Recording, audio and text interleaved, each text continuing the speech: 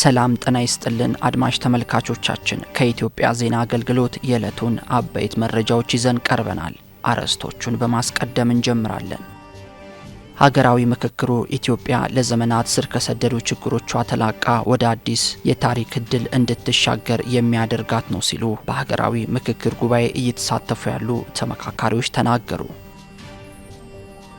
ሕገ ወጡ የህወሓት ቡድን በትግራይ ክልል መኖር የማያስችል ስርዓት አልበኝነት መፍጠሩን የስምረት ዲሞክራሲያዊ ፓርቲ ምክትል ፕሬዝዳንት ሀፍቶ ኪሮስ ገለጹ።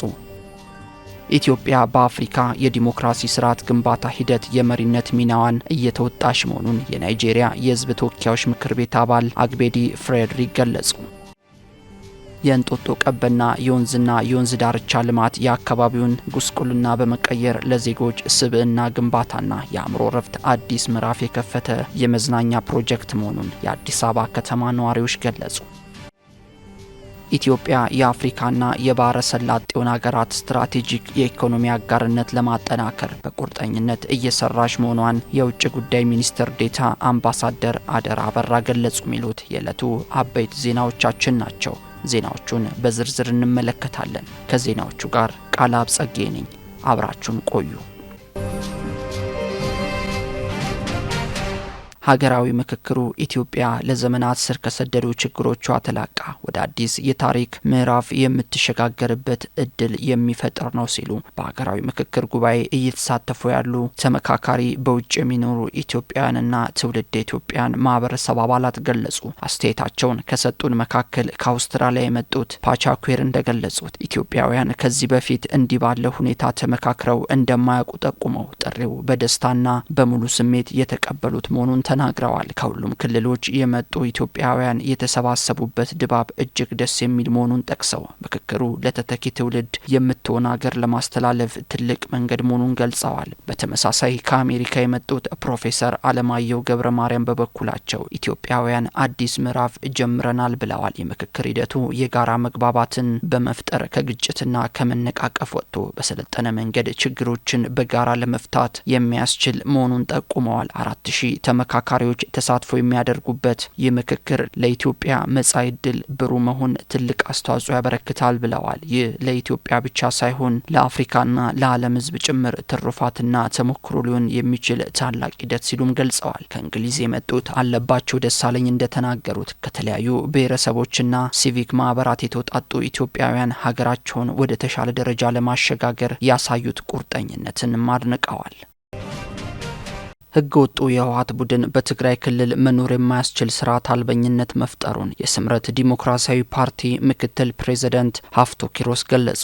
ምክትል ፕሬዝዳንቱ ለኢዜአ እንዳሉት በአሁኑ ወቅት ሕገ ወጡ የህወሓት ቡድን አስገዳጅ አዋጅ በማውጣት የግዳጅ ወታደራዊ ምልመላና የሰራዊት ሽያጭን ጨምሮ ከፍተኛ ግፍና መከራ እያደረሰ መሆኑን ጠቅሰዋል። በክልሉ ሕግና ስርዓት በመፍረሱ ምክንያት የህዝቡ ሰላምና ደህንነት ለአደጋ መጋለጡን አንስተዋል። የፕሪቶሪያው የሰላም ስምምነት የትግራይ ህዝብ ሰላምና መረጋጋት እንዲያገኝና ፊቱን ወደ ልማት ስራዎች እንዲያዞር ያስቻለ መሆኑን አስታውሰው አሁን ላይ በክልሉ ያለው ሁኔታ ግን ስምምነቱን አደጋ ላይ የሚጥል መሆኑን ጠቁመዋል። ህገወጡ የህወሓት ቡድን የሰላም ስምምነቱን በማፍረስና በጊዜያዊ አስተዳደሩ ላይ መፈንቅለ መንግስት በማካሄድ ህገወጥ ድርጊቶችን እየፈጸመ ይገኛል ብለዋል። በክልሉ ወጣቶች ከቤታቸው ወጥተው ወደ ጫካ እንዲገቡ ያስገደዳቸው ስርዓት አልበኝነት በመባባሱ የህዝቡን ሰላምና መረጋጋት ለመመለስ የፕሪቶሪያው የሰላም ስምምነት ያለምንም ቅድመ ሁኔታ ሙሉ በሙሉ ተግባራዊ ሊደረግ ይገባል ብለዋል። አሁን በትግራይ ውስጥ የሚስተዋለው አፈሳና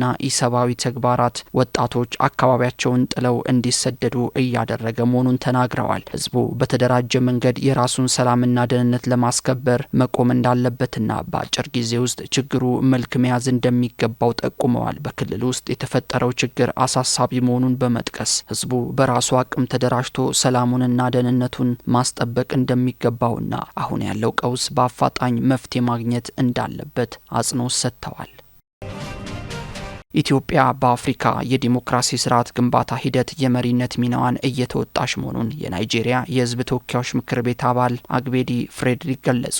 ኢትዮጵያ አህጉራዊ ትብብርን በማጠናከርና ልማትን በራስ አቅም ለማረጋገጥ የተጫወተችው ታሪካዊ ሚና እጅግ የሚደነቅ መሆኑን ገልጸዋል። የምክር ቤቱ አባል ለኢዜአ እንዳሉት ኢትዮጵያ በፓርላማ ስርዓት ረጅም ታሪክ ካላቸው ሀገራት አንዷ እንደመሆኗ ለዲሞክራሲ ስርዓት ግንባታ እያበረከተች ያለችው ሚና የሚደነቅ ነው ብለዋል። በተለይም አህጉራዊ ትብብርንና በራስ አቅም የመቆም አቅጣጫን ለማጎልበት የተጫወተችው አዎንታዊ ሚና ከፍተኛ መሆኑን አንስተዋል። ሰባተኛውን ጠቅላላ ምርጫ በስኬት ማጠናቀቋ ለዲሞክራሲያዊ ሂደት ያላትን ቁርጠኝነት በተግባር ያሳየችበት መሆኑን ተናግረዋል። ለዲሞክራሲ ስርዓት ግንባታ በዋነኝነት የሚያስፈልገው የዜጎችን ፍላጎት የሚመልስ ሰላምን የሚያሰፍንና ሀገራዊ አንድነትን የሚያፋጥን ኃላፊነት የሚሰማው አመራር መሆኑንም አስገንዝበዋል። በመሆኑም ኢትዮጵያ በሁሉም መስክ ሉዓላዊነቷን ለማረጋገጥ የምታደርገው ተጨባጭ ጥረትና እያስመዘገበችው ያለው ስኬት ለአፍሪካ ብርሃን ፈንጣቂ አድርጓታል ብለዋል። የኢትዮጵያና ናይጄሪያ ግንኙነት እያደገ መምጣቱን ያነሱት የምክር ቤት አባሉ በሀገራቱ የሕዝብ ተወካዮች ምክር ቤቶች መካከል የተመሰረተው የፓርላማ ወዳጅነትና የፓርላማ ግንኙነትን ለማጠናከር የተደረጉ ዲፕሎማሲያዊ ጥረቶች የሚደነቁ መሆናቸውንም ጠቅሰዋል። የእንጦጦ ቀበና የወንዝና የወንዝ ዳርቻ ልማት የአካባቢውን ጉስቁልና በመቀየር ለዜጎች ስብዕና ግንባታና የአእምሮ ረፍት አዲስ ምዕራፍ የከፈተ የመዝናኛ ፕሮጀክት መሆኑን የአዲስ አበባ ከተማ ነዋሪዎች ገለጹ። ከአስተያየት ሰጪ የመዲናዋ ነዋሪዎች መካከል ሲሳይ እንዳለ እንደገለጹት ቀደም ሲል አካባቢው ለደህንነት እጅግ አሳሳቢና ምቹ ባለመሆኑ ምክንያት ህብረተሰቡ በነጻነት እንዳይንቀሳቀስ የሚገድብ ነበር ብለዋል። አሁን ላይ የከተማዋን ገጽታ በሚመጥንና ደረጃውን በሚጠብቅ መልኩ ተገንብቶ ለአገልግሎት መዘጋጀቱ ለልጆችና ለነዋሪዎች አካላዊና አእምሮአዊ እድገት ምቹ ሁኔታ የሚፈጥር ነው ብለዋል። ሌላኛው አስተያየት ሰጪ ወጣት ሳሙኤል ሰለሞን በበኩሉ የእንጦጦ ቀበና የወንዝና የወንዝ ዳርቻ ልማት ፕሮጀክት የተከናወኑት ማራኪ የልማት ስራዎች ከተፈጥሮ ጋር በእጅጉ ቁርጠኝነት ፈጥረዋል ብለዋል። የእንጦጦ ቀበና የልማት ፕሮጀክት የቱሪዝም ገቢን በማሳደግ ለከተማዋ ተጨማሪ ድምቀትና ለነዋሪዎች ምቹ የከተሜነት እንቅስቃሴ ምህዳርን የሚፈጥር ነው ያሉት ደግሞ አንተነ እሸቱ ናቸው። ሌላኛዋ የመዲናዋ ነዋሪ ወጣት ቤተልሔም ታደሰ እንዳለችው አዲስ አበባን ጨምሮ የኢትዮጵያ የልማት ውጤታማ ጉዞ ገጽታን በመገንባት ወጣቶች የልማት አካል የሚሆኑበትን ከፍተኛ ተነሳሽነት የፈጠሩ ናቸው ብላለች። ለዘመናት ቀጥሎ የቆየው የቀበናና አካባቢው ጎስቋላ ገጽታ በነዋሪዎች እንቅስቃሴና ጤና ላይ ከፍተኛ ጉዳት ሲያስከትል ነበር ያሉት ደግሞ ሌላኛው የመዲናዋ ነዋሪ አቶ ታምራት ቀለቤቹ ናቸው። አሁን ላይ በእንጦጦ ቀበና የወንዝና የወንዝ ዳርቻ ልማት ፕሮጀክት ማራኪ ገጽታን በመመለስ ለመዲናዋ ነዋሪዎች ተጨማሪ የቱሪዝም መዳረሻ እድል መፍጠሩን ተናግረዋል።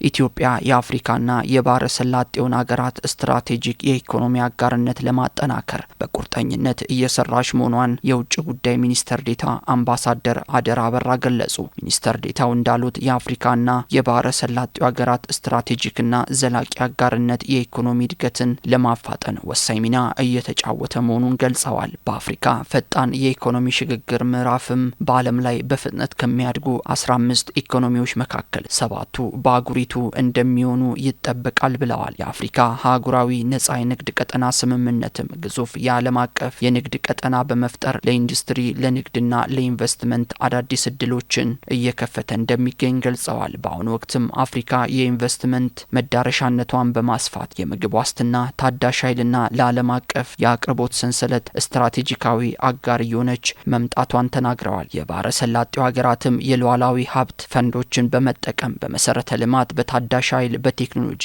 በፋይናንስና በግብርና ዘርፎች ከፍተኛ ኢንቨስትመንት እያደረጉ እንደሚገኙ አንስተዋል። በቀጣይ ትብብርን በማጠናከር አስተማማኝና ሳቢ የኢንቨስትመንት ሕግና ፖሊሲ ማዕቀፍ በመፍጠር ፈጠራ የታከለበት ጠንካራ የትግበራና የክትትል ስልት ማቋቋም እንደሚያስፈልግ አስታውቀዋል። የውጭ ጉዳይ ኢንስቲትዩት የአውሮፓና የአሜሪካ ጉዳዮች ዳይሬክተር ሽመልስ ኃይሉ በበኩላቸው የአፍሪካና የባህረ ሰላጤው ሀገራት ስትራቴጂክ አጋርነት ለኢኮኖሚ ሽግግርና ዘላቂ እድገት ከፍተኛ አስተዋጽኦ እያበረከተ ነው ብለዋል። ዜናው አበቃ። ሰላም ቆዩ።